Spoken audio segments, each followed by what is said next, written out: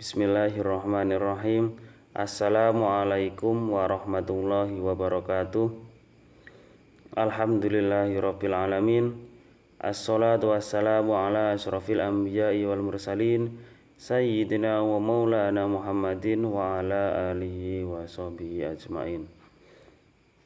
Yang terhormat Bapak dosen, saya di sini nama Saifuddin Thohari, mahasiswa UIN Syekh Nurjati Cirebon kelas B13, akan mempresentasikan makalah yang berjudul Pengantar Ushul Fikih dan Epistemologi.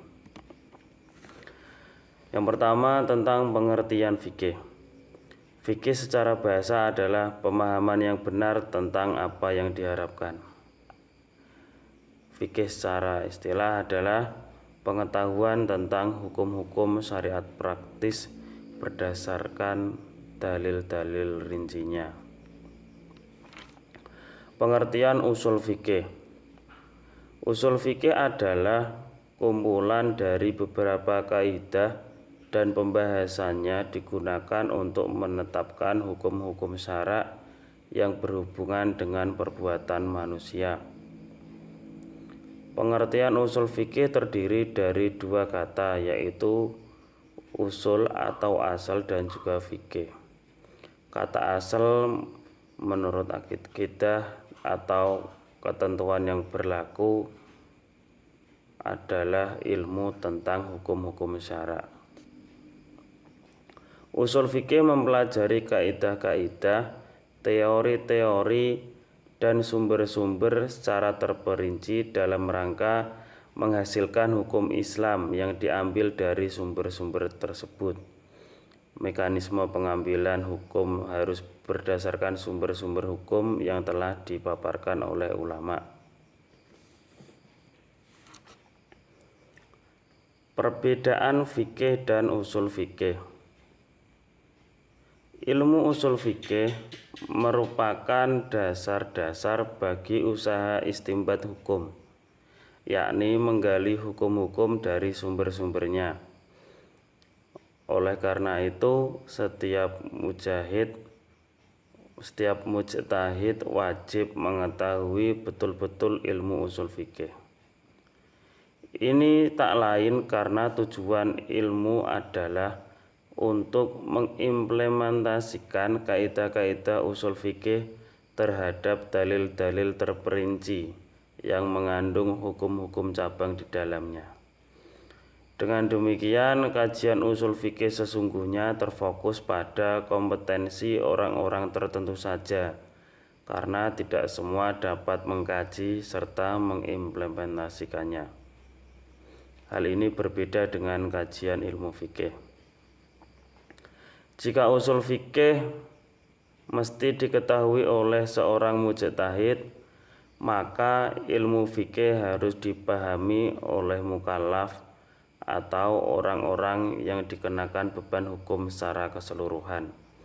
Ini karena ilmu fikih merupakan kajian tentang ketentuan hukum bagi setiap perbuatan manusia. Pembahasan usul fikih berkenaan dengan dalil-dalil syar'i yang bersifat global. Ini bertujuan untuk membuat rumusan kaidah-kaidah yang mempunyai fungsi memudahkan pemahaman terhadap hukum-hukum beserta sumber-sumber dalil yang terperinci. Sebagai contohnya adalah beberapa kajian sebagai berikut, yaitu kajian tentang kedudukan dan tingkatan dalil, baik dalil tersebut mempunyai taraf qot'i ataupun dhonni. Sedangkan pembahasan dalam fikih tidaklah demikian.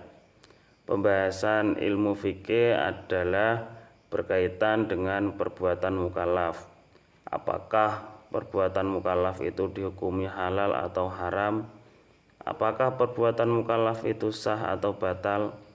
Dalam menentukan aspek hukum perbuatan mukallaf tersebut digunakan dalil-dalil terperinci berdasarkan kaidah-kaidah usul fikih yang bersifat umum dan global. Objek kajian ilmu fikih. Objek ilmu fikih ada dua hal. Yang pertama adalah ibadah, yaitu perbuatan mukallaf yang berhubungan dengan Allah. Contohnya sholat, puasa, haji, dan lain sebagainya. Objek yang kedua adalah muamalah, yaitu perbuatan mukallaf yang berhubungan dengan sesama manusia. Contohnya jual beli, sewa menyewa, pegadaian, pembunuhan, tuduhan, dan lain sebagainya. Objek kajian fikih tentang muamalah sangat luas. Hal ini karena hubungan dengan manusia lain mencakup banyak hal. Objek kajian fikih tidak luput dari berbagai aspek. Misalnya fikih ahwal asyasiyah atau hukum keluarga, fikih muamalah, fikih mawaris, fikih munakahat, fikih jinazah, fikih siasah, dan lain sebagainya. Objek usul fikih adalah dalil-dalil syariat, baik dalil tentang akidah, ibadah, muamalah, akhlak, maupun sanksi yang berkaitan dengan masalah kejahatan atau pelanggaran.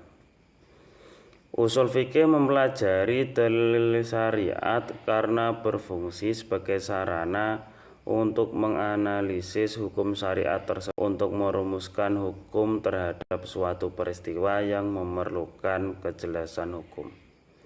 Produk hukum yang telah jelas itulah yang kemudian dinamakan sebagai fikih.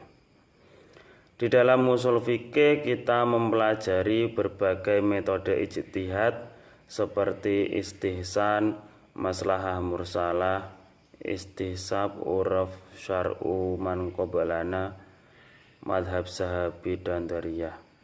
Juga berbagai metode penetapan hukum seperti maqasid syariah, ta'arud, dan tarjih, atau melalui analisis kebahasaan seperti amr dan nahi, am dan khos, mutlak dan muqayyad, dan sebagainya. Yang terakhir, peran epistemologi dalam usul fikih. Epistemologi dalam usul fikih memiliki peran penting dalam memahami dan menafsirkan sumber-sumber hukum Islam seperti Al-Quran dan Al-Sunnah. Usul fikih atau teori hukum Islam berfungsi sebagai metodologi untuk menetapkan hukum berdasarkan sumber-sumber secara sistematis.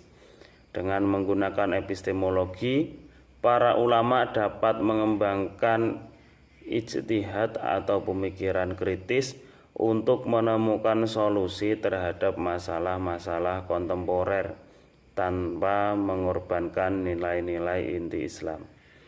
Jadi, epistemologi membantu dalam mengintegrasikan pemikiran kritis dengan ajaran Islam untuk mencapai keadilan dan kemanfaatan dalam masyarakat. Sekian penjelasan saya tentang pengantar usul fikih dan epistemologi. Pamit undur diri. Wassalamualaikum warahmatullahi wabarakatuh.